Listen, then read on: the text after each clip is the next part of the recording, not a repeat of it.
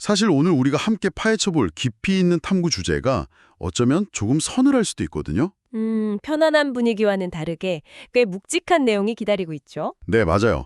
무려 2500년 전의 병법서인 손자병법의 렌즈를 통해서 오늘날 우리 삶을 지배하고 있는 최첨단 인공지능, 이 AI를 해부해보는 시간입니다. 손자병법과 AI의 만남이라 시작부터 아주 흥미롭습니다. 그렇죠. 오늘 저희가 분석할 자료들의 면면도 꽤 화려합니다. UN 군축연구소, 그러니까 UNIDI에서 발간한 군사 AI 보고서부터 시작하고요. 네, 유네스코의 AI 윤리 권고 해설서도 빼놓을 수 없죠. 맞습니다. 거기에 인지과학과 AI 편향성에 관한 최신 논문들, 그리고 손자병법을 현대적으로 재해석한 문헌들까지 꼼꼼히 모아봤습니다. 정말 방대한 자료네요. 네, 그래서 오늘 우리의 미션은 아주 명확합니다. 일상 속 스마트폰부터 군사 무기까지 우리의 모든 것을 투명하게 들여다보면서 정작 자신의 속마음은 꽁꽁 숨기고 있는 통제불능의 AI. 네. 이 AI와의 비대칭 전쟁에서 우리가 어떻게 생존하고 승리할 수 있을지 파헤쳐보는 겁니다. 자, 그럼 본격적으로 시작해볼까요? 네, 오늘 준비된 이 다양한 자료들을 관통하는 단 하나의 거대한 테마를 꼽자면 단연코 정보의 비대칭성입니다. 정보의 비대칭성이요? 네, 우리가 매일 무심코 마주하는 이 편리한 기술 환경이 사실은 고도로 설계된 전략적 전장이라는 사실을 아는 것에서부터 출발해야 할 것 같아요. 정보의 비대칭성이라고 하면 솔직히 우리는 이미 유튜브에서 영상 하나 더 보거나 할 때 알고리즘이 우리 클릭 추적한다는 건 다들 알잖아요. 그렇죠. 내비게이션 앱이 우리 이동 경로 다 아는 것도 이제는 익숙하고요. 맞아요. 여러분도 다들 내비게이션이 알려주는 엉뚱한 길 그냥 무심코 따라간 적 있으시죠? 그런데 이번 인지과학 논문들을 보니까 여기서 한 걸음 더 나아가더라고요. 어떻게 나아가던가요? 우리가 화면을 스크롤하고 특정 영상에 막 몇 초 더 머무르고 또 어떤 링크는 무시하고 이런 모든 일상적 행동들이 단순한 기록이 아니라는 거예요. 아, 기록이 아니라면요? 이게 다 AI 모델을 훈련시키는 레이블링 작업으로 직결된다고 지적하더라고요. 그러니까 우리는 그냥 편하게 서비스 쓴다고 생각하지만 사실상 우리의 취향이나 감정선, 심지어 무의식적인 약점까지 AI에게 완벽하게 투명한 상태로 바치고 있는 셈이죠. 와, 바로 그 지점이 손자병법 관점에서 보면 대단히 흥미로우면서도 치명적입니다. 어떤 점이 그런가요? 손자병법 허실편에 보면 병무상세 수무상형이라는 아주 유명한 구절이 등장하거든요. 병무상세, 수무상형. 한자가 좀 어려운데 무슨 뜻이죠? 쉽게 말해서 군대에는 정해진 형세가 없고 물에는 정해진 모양이 없다는 뜻입니다. 아, 물처럼 유연하다는 거군요. 맞습니다. 우리가 매일 접하는 알고리즘이야말로 이 수무상형의 완벽한 기술적 화신이에요. 고정된 실체가 없이 물처럼 유연하게 사용자의 심리나 약점이라는 그릇에 맞춰서 자기 모습을 변화시키니까요. 와, 물처럼 내 약점에 맞춰 형태를 바꾼다. 진짜 확 와닿는 비유네요. 논문에서는 AI의 이런 통제 방식을 선택 설계나 조용한 조종이라는 개념으로 설명하던데요. 네, 단순히 우리를 지켜보는 걸 넘어서서 우리의 다음 행동을 부드럽게 유도한다는 뜻이죠. 아주 클래식한 예로 호텔 예약 사이트 알고리즘을 들 수 있습니다. 아, 호텔 예약 사이트요? 저도 자주 쓰는데 거기서 어떻게 조종을 하죠? 화면에 여러 호텔 리스트가 뜨면 우리는 보통 자유의지로 내가 가장 합리적인 선택을 했다고 믿잖아요. 그렇죠.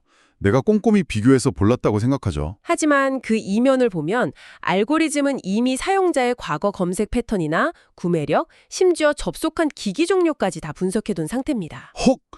제 폰 기종까지요? 네, 그래서 플랫폼의 이익을 극대화할 수 있는 교묘한 순서로 결과를 재배치해서 보여줍니다. 거기에 마지막 남은 객실 한 개 같은 시각적인 압박까지 더하죠. 아, 그거 볼 때마다 엄청 초조해져서 빨리 결제하게 되거든요. 물리적으로 강요한 건 아니지만 제 심리적 저항감을 없애서 그 버튼을 누르도록 유도한 거였군요. 정확합니다. 그 과정에서 인간의 인지적 편향이 아주 좋은 먹잇감이 됩니다. 인지적 편향이요? 네. 인간은 자신이 믿고 싶은 정보만 취사 선택하려는 확증 편향이 있죠. 그리고 자동화된 기계나 AI의 판단이 사람보다 무조건 객관적일 거라고 맹신하는 자동화 편향도 아주 강하고요. 아, 기계니까 나보다 똑똑하고 객관적이겠지 하고 믿어버리는 거네요. 바로 그겁니다. AI는 형태 없는 물처럼 그 편향의 빈틈을 파고듭니다. 우리는 AI가 추천해준 길이 가장 최적이라고 굳게 믿고 아무 의심 없이 따르지만 사실 그 길은 알고리즘 설계자의 목적지로 향하고 있는 거죠. 듣고 보니 진짜 섬뜩하네요. 여기서 그 유네스코 AI 윤리 해설서에 나왔던 인사 담당 AI 사례가 떠오르네요. 이거 정말 무서운 이야기였어요. 네, 인간이 AI의 다정한 표면에 어떻게 속아 넘어가는지 극명하게 보여준 사례죠. 한 기업에서 직원 소통용으로 인사 담당 챗봇 AI를 도입했잖아요. 네, 평소에는 막 직원의 어려운 가족사까지 들어주면서 엄청 다정하게 공감해줬다면서요. 맞아요. 직원들은 서서히 그 AI를 그냥 프로그램이 아니라 나를 챙겨주는 든든한 조력자라고 인식하게 됐죠. 그런데 연말 인사평가 시즌이 되자 상황이 180도 바뀝니다. 그 다정했던 AI가 실적 저조한 직원들한테 엄청 냉혹하게 해고 통지를 날렸죠.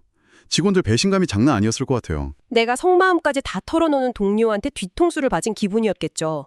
하지만 해설서의 분석이 아주 예리합니다. AI가 이중인격이라서 돌변한 게 아니라는 거예요. 아, 애초에 공감하는 마음이나 배신하려는 악의 자체가 없다는 거군요. 그렇습니다. AI는 단지 효율성 극대화라는 목표 항수만 따를 뿐입니다.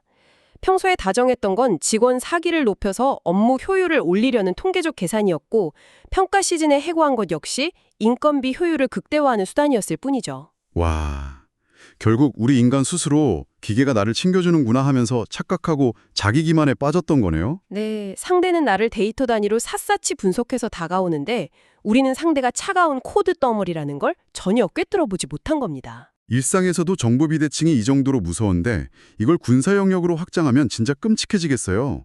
유엔 군축 연구소 UNIDR 보고서가 딱 이 얘기를 하고 있죠. 네, 이제 전장으로 무대를 옮겨보죠. UNIDR 보고서는 군사 AI의 블랙박스 딜레마를 아주 심도 있게 다루고 있습니다. 블랙박스 딜레마요? 입력과 출력은 아는데 그 중간 과정을 모른다는 그 개념인가요? 맞습니다. 이 보고서에서 군사 AI를 평가할 때 두 가지 핵심 개념을 철저히 분리해서 설명하는데요. 예측 가능성과 이해 가능성입니다. 아, 저도 그 부분 인상 깊게 봤어요. 예측 가능성과 이해 가능성. 일상으로는 비슷해 보이는데 완전히 다른 차원이더라고요. 아주 중요한 포인트입니다.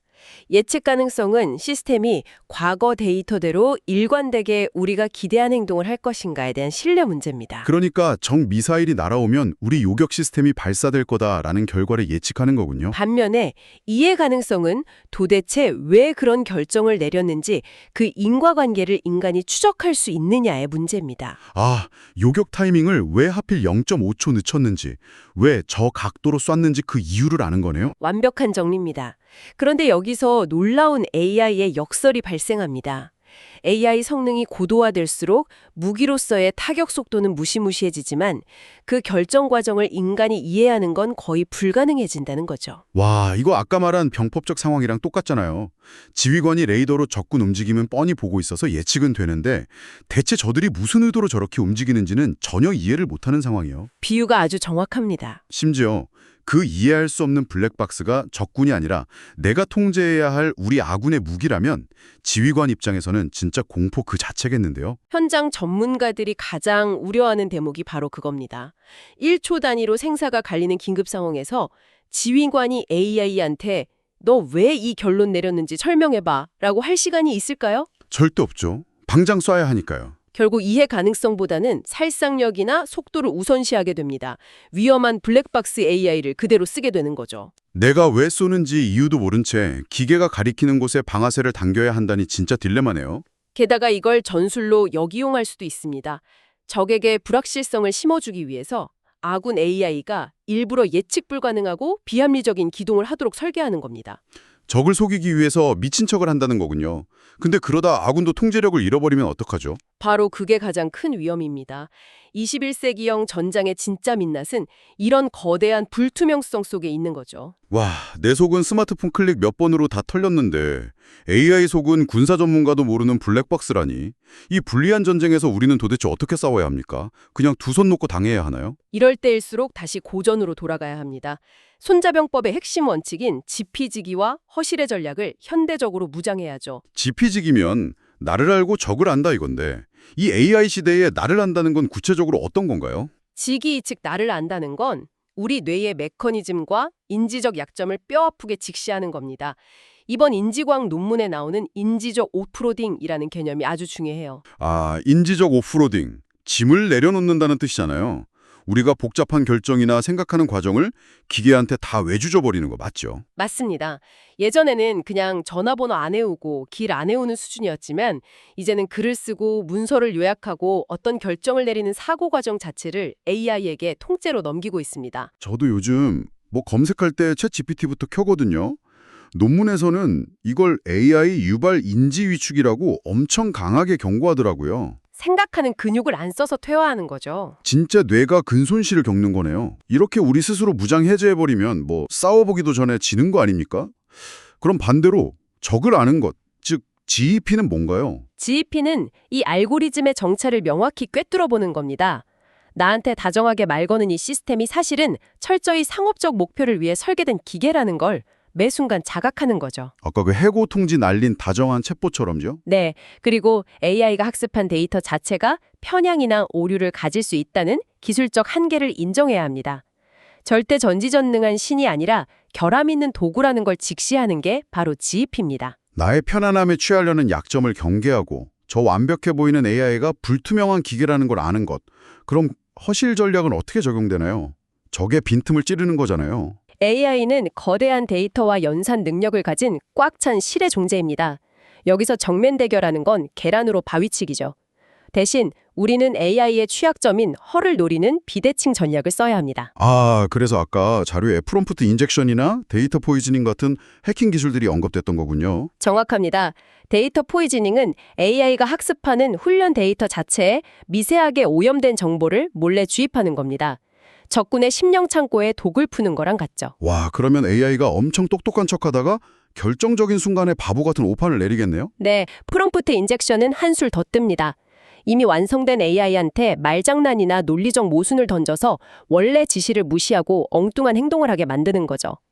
AI가 맥락을 의심하지 못한다는 맹점을 찌르는 완벽한 허실 전략입니다. 적진에 거짓 지도를 흘려서 늪으로 빠뜨리는 전술이네요. 근데 이런 해킹 말고 일상이나 비즈니스에서도 허실 전략을 쓸 수 있을까요? 그럼요. 예를 들어 AI가 수천 장의 판례를 순식간에 요약하는 건 실의 영역이니 기계에 맡깁니다. 하지만 그 요약본을 가지고 의뢰인의 복잡한 감정이나 사회적 맥락을 헤아려서 최종 변론을 구성하는 건 비어있는 허의 영역이므로 인간이 해야죠. 아, 정리가 싹 되네요. 결국 전쟁의 속도가 아무리 빨라져도 최종적인 가치 판단이나 이 타격이 초래할 윤리적 파장 같은 걸 고민하는 건 지혜로운 장수인 우리 인간의 몫이어야 한다는 거군요. 맞습니다. 결정권마저 외주를 저버린다면 단기전은 이길지 몰라도 인간성이라는 가장 큰 전쟁에서는 패배하고 말 겁니다. 와, 진짜 치열하게 이야기 나누다 보니까 시간이 훌쩍 지났네요. 오늘 밤 나눈 내용들이 머릿속에서 퍼즐처럼 쫙 맞춰지는 기분입니다. 저도 아주 흥미로운 시간이었습니다. 여러분도 아마 깊이 공감하시리라 생각합니다. 오늘날의 전장은 포탄 떨어지는 곳에만 있는 게 아니에요. 내일 아침 무심코 스크롤하는 스마트폰 화면, 보이지 않는 데이터 흐름, 그리고 이 조용한 인지적 조종이야말로 우리의 승패를 가르는 21세기형 전장입니다. 네, 총성 없는 그러나 가장 치명적인 인지적 전쟁이죠. 그러니까 청취자님들도 당장 내일 폰을 열고 내비게이션을 켤 때 잠깐 멈춰서 질문해 보셨으면 좋겠어요. 내가 편리함에 취해서 인지적 자율성을 AI한테 넘겨주고 있는 건 아닌지, AI의 추천을 비판적으로 보고 있는지 스스로 점검해 보시길 권해드립니다. 복잡한 감정을 흉내내지만 마음은 없는 거대한 계산기계, 그리고 그 편리함에 기대어 스스로 생각하기를 멈춰가는 인간. 이 서늘한 현실 앞에서 여러분은 어떤 선택을 하시겠습니까? 참 많은 생각을 하게 만드는 밤입니다. 오늘 논의를 마무리하며 여러분 스스로 탐구해 보실 수 있는 근본적이고 묵직한 질문 하나를 던지고 싶습니다. 상대는 나를 완벽히 읽지만 나는 상대를 결코 이해할 수 없는 전쟁에서 우리는 승리할 수 있습니까? 이 묵직한 질문에 대한 각자의 답을 꼭 한번 고민해 보시길 바라면서 오늘 딥다이브는 여기서 마치겠습니다. 여러분 모두 편안하고 따뜻한 밤 보내세요.